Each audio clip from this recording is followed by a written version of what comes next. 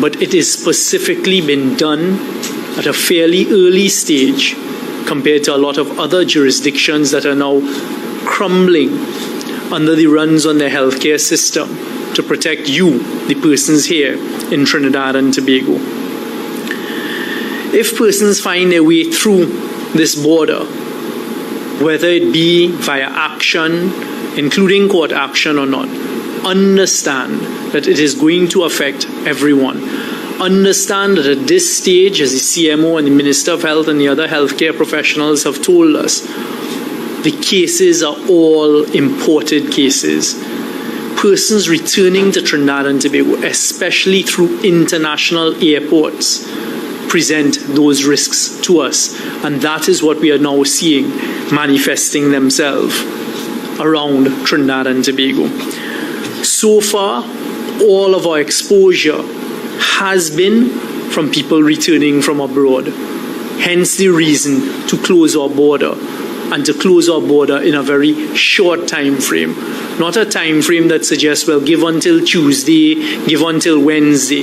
The government took the decisive action to close the border to protect all of us here in Trinidad and Tobago. What we are asking our citizens who remain across the globe in certain positions is take shelter where you are. Take shelter where you are and focus on your self-preservation where you are and looking after yourself. Reach out to our various embassies, consulates, etc. that we have across the globe. Let us know where you are and let us see what can be done where you are. If we have to open our borders, understand that is the end of hope from a medical perspective. And that is a very important message. Understand that if the borders are opened, it now puts all of us remaining here in Trinidad and Tobago at considerable risk.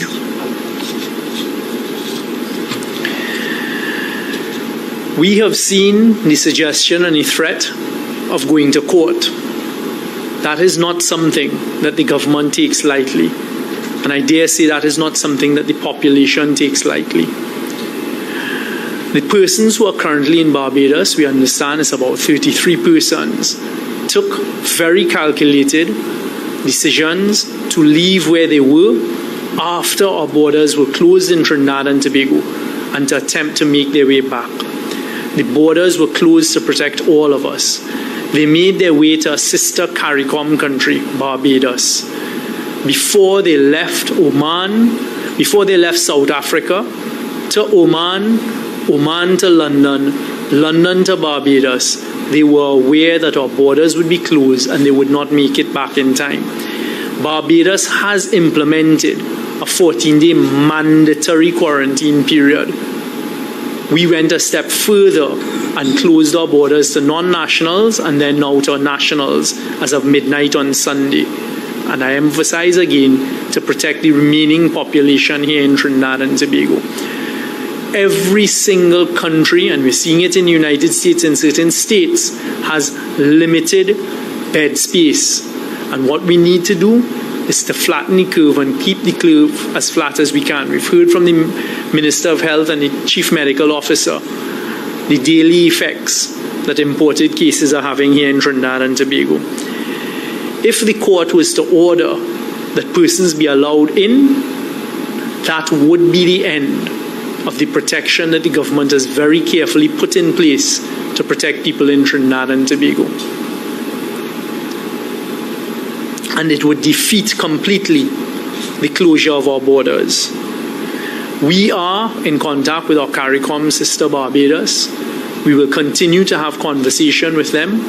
We thank them for their 14-day quarantine period.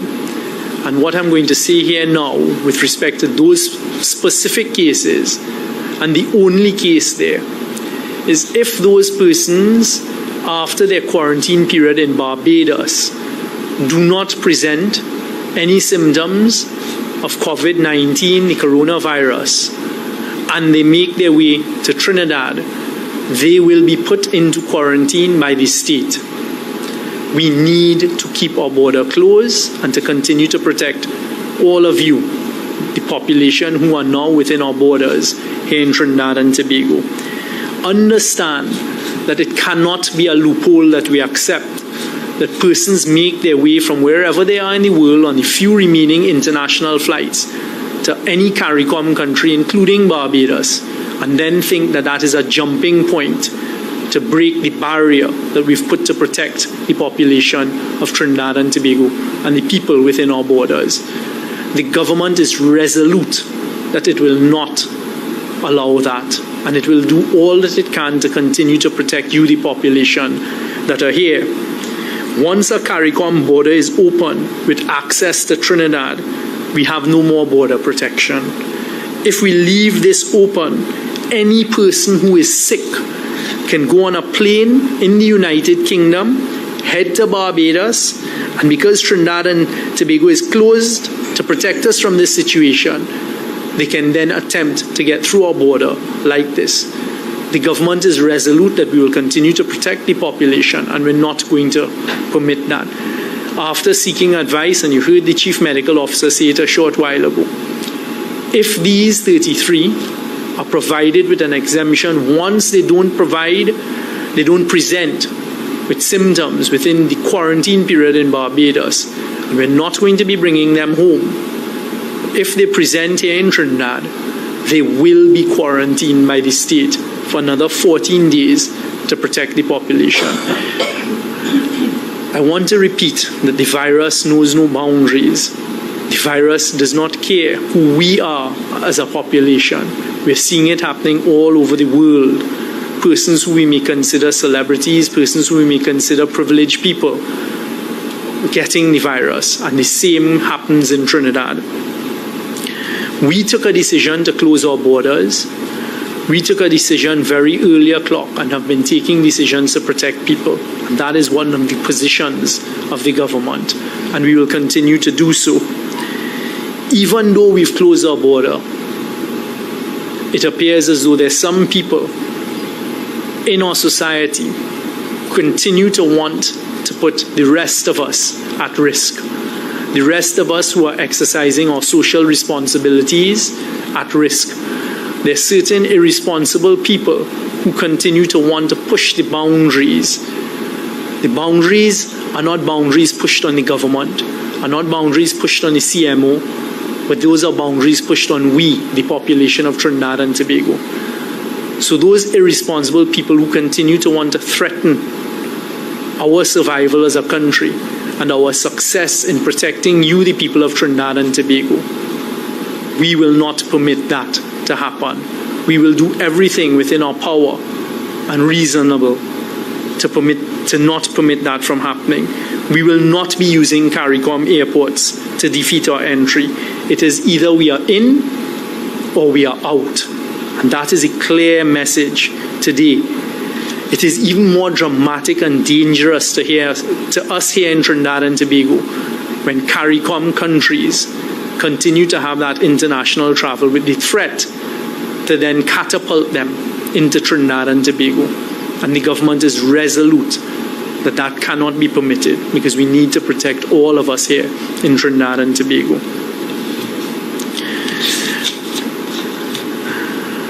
There is some misinformation being carried out there, particularly on social media, with respect to the persons who are in Suriname.